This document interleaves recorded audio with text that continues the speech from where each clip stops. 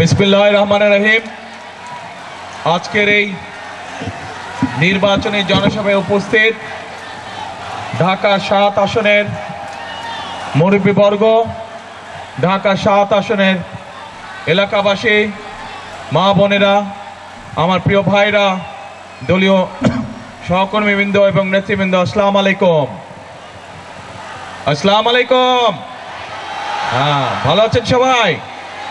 আচ্ছা, তা এখন আজকে তো অনেক রাত হয়ে গেছে। আমার আসার কথা ছিল অনেকক্ষণ আগে, কিন্তু সব জায়গায় যেখানে যেখানে গিয়েছি হাজার হাজার মানুষ রাস্তার মধ্যে, হাজার হাজার মানুষ। সেই সকাল 11টা থেকে আমরা শুরু করেছি, গত 12 ঘন্টা যাবত আমরা এই নির্বাচনী জনসভাই করে যাচ্ছি, নির্বাচনী প্রচার কাজই করে যাচ্ছি আমরা। এখন প্রিয় ভাই বোনেরা, 12 তারিখে তো নির্বাচন। এই নির্বাচন সারা বাংলাদেশের বহু প্রতীক্ষিত সেই নির্বাচন, যে নির্বাচনে বাংলাদেশের মানুষ তাদের পছন্দ মতন, শান্তি মতন ভোট দিবে। গত এক যুগেরও বেশি সময় ধরে আমরা কয়েকটি তামাশার নির্বাচন দেখেছি, কিন্তু সেই নির্বাচনে কি আপনারা ভোট দিতে পেরেছিলেন? কি ভাই, ভোট দিতে পেরেছিলেন? ভোট দিতে পারেন নাই। ইনশাল্লাহ আগামী যে নির্বাচন, সেই নির্বাচনের মানুষ, সেই নির্বাচনে বাংলাদেশের মানুষ ইনশাল্লাহ ভোট দিবে। কিন্তু প্রিয় ভাই বোনেরা, এই যে আমরা নির্বাচনে ভোট দিব, আমরা সঠিক সেই প্রার্থীকে বের করে নিয়ে আসব, যেই প্রার্থী এলাকার মানুষের পাশে থাকবে, যেই প্রার্থী এলাকার মানুষের সুখ দুঃখে তাদের পাশে থাকবে, যেই প্রার্থী এলাকার উন্নয়ন করবে, উন্নয়নমূলক কাজ করবে। এখন প্রিয় ভাই বোনেরা, এই মুহূর্তে বাংলাদেশ জাতীয়তাবাদী দল বিএনপি একমাত্র রাজনৈতিক দল, যেই দলের দেশ পরিচালনা করার অভিজ্ঞতা রয়েছে অতীতে। বাংলাদেশ জাতীয়তাবাদী দল এই মুহূর্তে একমাত্র দল, যেই দল আগামী দিন কিভাবে রাষ্ট্র পরিচালনা করবে তার পরিকল্পনা আপনাদের সামনে দিয়েছে। বাংলাদেশ জাতীয়তাবাদী দল এই মুহূর্তে একমাত্র রাজনৈতিক দল যারা কর্মসূচি দিয়েছে কিভাবে আগামী দিনে জনগণের ভাগ্য পরিবর্তন করবে, দেশের ভাগ্যের পরিবর্তন করবে। এখন প্রিয় ভাই বোনেরা, আমরা দেখছি যে একটি রাজনৈতিক দল তারা বিভিন্নভাবে ষড়যন্ত্রে লিপ্ত হয়েছে। ঠিক যেভাবে আজকে থেকে 2 বছর আগে যেই স্বৈরাচার, 1.5 বছর আগে যেই স্বৈরাচার বিতাড়িত হয়ে গেছে বাংলাদেশ থেকে, তারা যেভাবে বাংলাদেশের জনগণের ভোটের অধিকার কেড়ে নিয়েছিল, একটি দলকে আমরা দেখছি তারা গিয়ে বিভিন্নভাবে মানুষকে বিভ্রান্ত করার চেষ্টা করছে।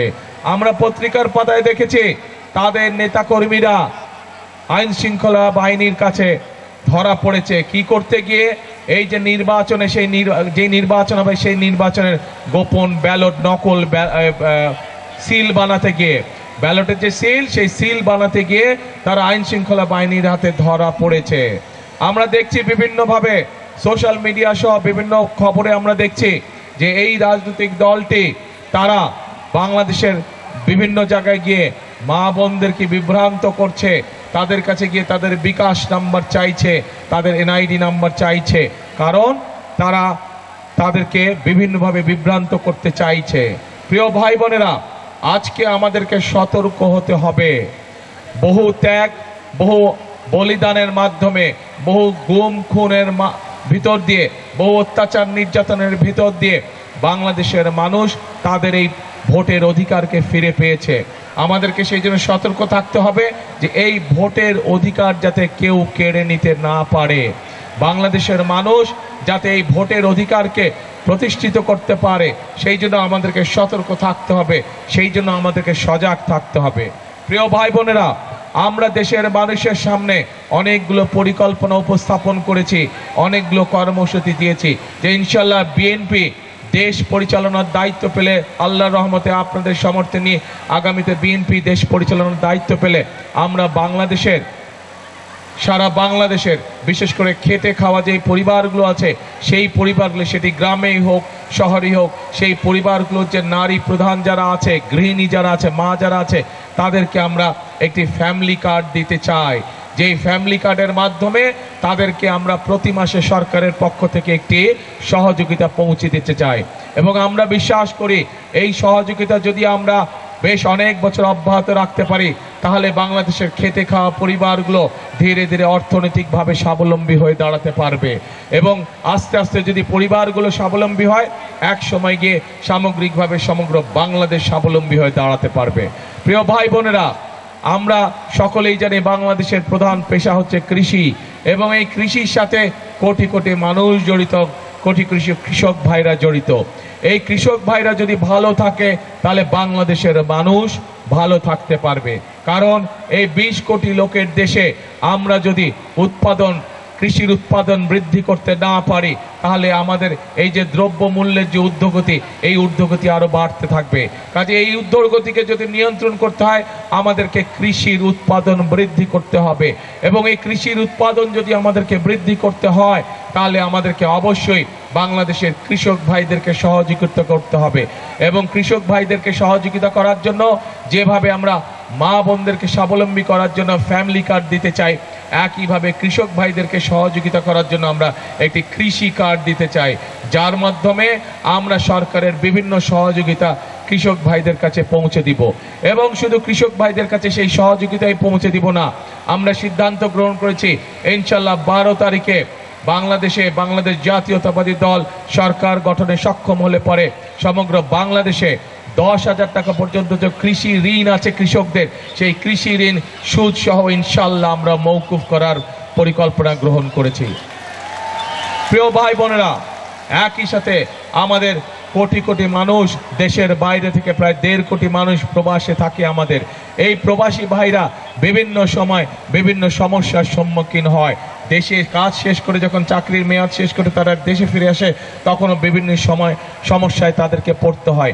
এই সমস্যায় যাতে তারা না পড়ে, এই সমস্যায় পড়লে যাতে সমাধান করা যায়, সেই জন্য আমরা প্রবাসী ভাইদেরকে জন্য প্রবাসী কার্ড দিয়ে একটি কার্ড দিতে চাই, একটি প্রবাসী কার্ড নামে, যাতে করে তারা কোনো সমস্যায় পড়লে আমরা তাদেরকে সহযোগিতা করতে পারি। প্রিয় ভাই বোনেরা, একইভাবে আমাদের দেশের বহু তরুণরা যাদের কাছে শিক্ষার আলো আছে, কিন্তু তাদের কাছে হয়তো কর্মসংস্থান নেই। বাংলাদেশের কোটি কোটি যুবক বেকার হয়ে পড়ে আছে। এটি বাংলাদেশের জন্য একটি অভিশাপ। আপনারা নিশ্চয়ই পত্রপত্রিকা থেকে দেখেছেন, কিছুদিন আগে আমি বিভিন্ন দেশের রাষ্ট্রদূতদের সাথে কথা বলেছি। তাদের সাথে কথা বলার সময় তাদের প্রত্যেককে আমি একটি কথা বলেছি যে তাদের দেশের যারা ব্যবসায়ী আছে তারা যেন বাংলাদেশে এসে বিনিয়োগ করে। উত্তরে তারা আমাকে বলেছে যে ইনশাল্লাহ বিএনপি যদি সরকার গঠন করতে সক্ষম হয়, আমরা আমাদের দেশের বিনিয়োগকারীদেরকে বাংলাদেশে নিয়ে আসব, তারা এখানে বিনিয়োগ করবে, মিল ফ্যাক্টরি করবে, তার ফলে বাংলাদেশের তরুণ যুবকদের কর্মসংস্থানের ব্যবস্থা হবে। বাংলাদেশের বেকারত্বের অভিশাপ থেকে আমাদের দেশের তরুণরা যুবকরা বেরিয়ে আসতে পারবে। প্রিয় ভাই বোনেরা, শুধু তাই নয়, আমরা পরিকল্পনা গ্রহণ করেছি যে বিদেশি বিনিয়োগকারীরা যেমন আসবে, ঠিক একইভাবে আমরা আমাদের দেশে বিভিন্ন প্রশিক্ষণ সেন্টার বলেন, বিভিন্ন ভোকেশনাল ইনস্টিটিউট বলেন, বিভিন্ন টেকনিক্যাল ইনস্টিটিউট বলেন, এইগুলো আমরা বাংলাদেশের সকল জায়গায় প্রতিষ্ঠিত করব, যাতে করে আমাদের ছেলে মেয়েরা দক্ষ নাগরিক হিসাবে গড়ে উঠতে পারে, দক্ষতা নিয়ে তারা যাতে বেড়ে উঠতে পারে। এবং তার ফলে যেটি হবে, তারা দেশেই তাদের কর্মসংস্থানের ব্যবস্থা করতে পারবে। হয় তারা নিজেদের ব্যবসা বাণিজ্য শুরু করতে পারবে, অথবা কোনো না কোনো জায়গায় তারা কর্মসংস্থানের ব্যবস্থা করতে পারবে, অথবা তারা ভালো বেতন নিয়ে বিদেশেও চাকরির সংস্থান করতে পারবে, কর্মসংস্থান, যদি তাদের ট্রেনিং থাকে, যদি তারা দক্ষ শ্রমিকে নিজেদেরকে রূপান্তরিত করতে পারে। প্রিয় ভাই বোনেরা, আমরা এটাও সিদ্ধান্ত নিয়েছি যে আগামীবার ইনশাল্লাহ বিএনপি সরকার গঠন করলে পরে আমাদের যে সকল ভাই বোনেরা ট্রেনিংয়ের মাধ্যমে দক্ষ শ্রমিকে রূপান্তরিত হবে, তারা যখন বিদেশ যাবে, যদি তাদের অর্থ সংকট হয়, তাহলে যেন তাদেরকে জমি বিক্রি করতে না হয়, বাপ দাদার জমি যাতে বিক্রি করতে না হয়, সেই জন্য আমরা তাদেরকে বিদেশ যাওয়ার জন্য তাদেরকে আমরা সরকার থেকে ঋণ প্রদান করব, যেই ঋণ ধীরে ধীরে তারা চাকরি করার মাধ্যমে আস্তে আস্তে সেই ঋণের টাকা শোধ করবে। প্রিয় ভাই বোনেরা, আমরা দেশের মানুষের একটি বড় সমস্যা হচ্ছে চিকিৎসা সমস্যা। এই সমস্যার সমাধান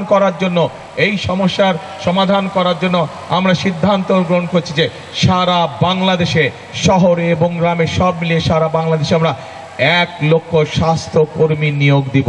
এই স্বাস্থ্যকর্মীদের কাজ হবে ঘরে ঘরে বিশেষ করে মাদেরকে, বোনদেরকে, ছোট ছোট শিশুদেরকে ঘরে বসে চিকিৎসা দেওয়া। যদি ছোটোখাটো অসুখ হয় যার জন্য হাসপাতালে আসার প্রয়োজন হবে না, সেই সকল অসুখ বিসুখের চিকিৎসা আমাদের এই স্বাস্থ্যকর্মীরা মা বোনদেরকে এবং শিশুদেরকে ঘরে ঘরে সেই স্বাস্থ্যসেবা পৌঁছে দিতে পারে, যেন সেই স্বাস্থ্যসেবা তারা ঘরে পৌঁছে দিবে। আমরা প্রিয় ভাই বোনেরা একই সাথে পরিকল্পনা গ্রহণ করেছি। আমাদের সমাজে এক শ্রেণীর মানুষ আছেন যারা আমাদের জন্ম থেকে মৃত্যু পর্যন্ত আমাদের সাথে বিভিন্ন সময় যাদের সম্পর্ক থাকে, জীবনে চলার বাকে বিভিন্ন বিপদ আপদে তারা আমাদেরকে বিভিন্ন সময় ভালো পরামর্শ দিয়ে থাকেন। তারা কারা? তারা হচ্ছেন আমাদের মসজিদ মাদ্রাসার ইমাম সাহেব, খতিব সাহেব, মুয়াজ্জিম সাহেবরা সহ অন্য অন্য ধর্মের যে সকল ধর্মগুরু আছেন সেই সকল ব্যক্তি। আমরা সিদ্ধান্ত গ্রহণ করেছি যে ইনশাল্লাহ বিএনপি সরকার গঠন করলে পরে এই সকল মানুষদের জন্য আমরা সরকারের পক্ষ থেকে সম্মানের ব্যবস্থা করব, যেন তারা একটি মানসম্মত জীবনযাপন করতে পারেন। প্রিয় ভাই বোনেরা, সংক্ষেপে আমি আপনাদের সামনে আজকে বিএনপি ইনশাল্লাহ সরকার গঠন করলে কিভাবে জনগণের ভাগ্য পরিবর্তন করতে চায়, কিভাবে দেশকে সামনে এগিয়ে নিতে চায়, তার সংক্ষিপ্ত পরিকল্পনা আপনাদের সামনে আজকে আমি তুলে ধরেছি। এই হচ্ছে বিএনপির পরিকল্পনা। প্রিয় ভাই বোনেরা, আজকে এই নির্বাচনী জনসভায় হয়তো আমি আপনাদের সামনে দাঁড়িয়ে আমাদের যে রাজনৈতিক প্রতিপক্ষ তাদের সম্পর্কে আপনাদেরকে বিভিন্ন কথা আমি বলতে পারতাম, তাদের সম্পর্কে বিভিন্ন সমালোচনা আমি করতে পারতাম, কিন্তু তাতে কি জনগণের কোনো উপকার হতো? আমি যদি অন্য সমালোচনা করতাম তাহলে কি জনগণের কোনো উপকার হতো? কি ভাই, ওই যে জালির ওপাশে যে জনগণের উপকার হতো? জনগণের কোনো উপকার হতো না। জনগণের উপকার কখন হবে? যখন একটি রাজনৈতিক দলের পরিষ্কার পরিকল্পনা থাকবে যে তারা জনগণের জন্য কি করতে চায়, কোন কোন খাতে কি করতে চায়। যখন একটি রাজনৈতিক দলের পরিষ্কারভাবে প্ল্যান প্রোগ্রাম থাকবে, কর্মসূচি থাকবে যে তারা দেশকে সামনে কিভাবে এগিয়ে নিতে চায়। এই যে আপনাদের এলাকার একটি বিশাল সমস্যা আছে, জলাবদ্ধতা। এই সমস্যা শুধু এই এলাকার নয়, ঢাকা 6-এর নয়, এই সমস্যা সমগ্র ঢাকা শহরের। শুধু এই এলাকার না, ঢাকা 6-এর না, এই এলাকা সমগ্র ঢাকা শহরের। এবং শুধু এই সমস্যা ঢাকা শহরের না, সমগ্র বাংলাদেশের এই সমস্যা। সেই জন্য আমরা পরিকল্পনা গ্রহণ করেছি এবং আমরা সিদ্ধান্ত নিয়েছি যে বিএনপি সরকার গঠন করার সাথে সাথে আগামী বর্ষা মৌসুম আসার আগেই আমরা সারা দেশে খাল খনন কর্মসূচি শুরু করব। যেই খাল খনন কর্মসূচির মাধ্যমে শহীদ রাষ্ট্রপতি জিয়াউর রহমান শুধু বিভিন্ন ঢাকা শহরেরই জলাবদ্ধতা দূর করেননি, বরং সমগ্র বাংলাদেশে খাল খননের মাধ্যমে উনি পানি সরবরাহ নিশ্চিত করেছিলেন, যার ফলে খাদ্য উৎপাদন সেই সময় দ্বিগুণ হয়েছিল। আমরা সেই খাল খনন কর্মসূচি আবারও শুরু করতে চাই প্রিয় ভাই বোনেরা। অর্থাৎ একটি রাজনৈতিক দলের কর্মসূচি থাকতে হবে, একটি রাজনৈতিক দলের পরিকল্পনা থাকতে হবে যে তারা কিভাবে দেশকে পরিচালিত করতে চায়। এবং এই পরিকল্পনা, এই কর্মসূচি আজকে শুধুমাত্র বিএনপি যে রাজনৈতিক দল তাদেরই আছে। আপনারা পত্রিকার পাতা ঘেঁটে দেখুন, বিভিন্নভাবে খবর নিয়ে দেখুন, অন্য যত রাজনৈতিক দল আছে তারা এই করব সেই করব, কিন্তু কোনো পরিকল্পনা তাদের নেই। তারা করবে অনেক কিছু, হাতে তালি পাওয়ার মতন অনেক বড় বড় বক্তব্য তাদের আছে, অনেক সুন্দর সুন্দর কথা আছে, কিন্তু কিভাবে বেকারদের সমস্যার সমাধান করবে, কিভাবে নারীদেরকে স্বাবলম্বী করে গড়ে তুলবে, কিভাবে মানুষের স্বাস্থ্য সমস্যার সমাধান করবে, কিভাবে স্কুলের বাচ্চাদেরকে শিক্ষার আলোয় আলোকিত করবে, এই সকল পরিকল্পনা সেই রাজনৈতিক দলগুলোর নেই। আমরা বাংলাদেশের মানুষের কাছে সেই সকল প্রতিশ্রুতি দিতে চাই যে সকল প্রতিশ্রুতি মানুষ হিসাবে আমাদের পক্ষে বাস্তবায়ন করা সম্ভব। আমরা সেই সকল প্রতিশ্রুতি দিতে চাই না মানুষের কাছে যেই সকল প্রতিশ্রুতি মানুষ নয় একমাত্র আল্লাহ তাআলার পক্ষে করা সম্ভব। সেই রকম কোনো প্রতিশ্রুতি আমরা দিতে চাই না, কারণ আমরা জানি যা আল্লাহর পক্ষে করা সম্ভব সেটা যদি আমরা বলি যে আমরা করব, সেটা আমাদের গুনাহ হবে। কাজে সেই গুনার কাজও আমরা করতে চাই না, সেরকম মিথ্যা প্রতিশ্রুতি আমরা জনগণের সামনে দিতে চাই না। আমরা মানুষ হিসেবে যা করতে পারবো, মানুষ হিসেবে আমাদের যা করার ক্ষমতা আল্লাহ তাআলা দিয়েছেন, আমরা শুধু সেই কাজগুলো করতে চাই। প্রিয় ভাই বোনেরা, বিএনপি বাংলাদেশ জাতীয়তাবাদী দল এমন একটি দেশ আমরা তৈরি করতে চাই, এমন একটি দেশ আমরা গঠন করতে চাই যেই দেশে সকল শ্রেণী পেশার মানুষ, সকল ধর্মের মানুষ, মুসলমান হোক, হিন্দু হোক, বৌদ্ধ হোক, খ্রিস্টান হোক, সকল ধর্মের মানুষ আমরা শান্তিতে বসবাস করতে পারবো। প্রিয় ভাই বোনেরা, 1971 সালে যখন যুদ্ধ হয়েছিল, সেই মুক্তিযুদ্ধে কে কোন ধর্মের মানুষ কেউ কিন্তু দেখে নাই, সকলে ঝাঁপিয়ে পড়ে দেশকে স্বাধীন করেছিল। একইভাবে 2024 সালের যে জুলাই আগস্ট মাসের আন্দোলন, সেই আন্দোলনে আমরা কিন্তু দেখি নাই কে মুসলমান, কে হিন্দু, কে বৌদ্ধ, কে খ্রিস্টান, এইসব আমরা দেখি নাই। আমরা দেখেছি স্বৈরাচারকে বিদায় করার জন্য জনগণ রাজপথে নেমে এসেছে, সেটিই ছিল আমাদের কাছে বড়। কাজে আমরা এমন একটি দেশ গঠন করতে চাই যেই এই দেশে হাজার বছর ধরে আমরা সকল ধর্মের মানুষ শান্তিতে বসবাস করেছি।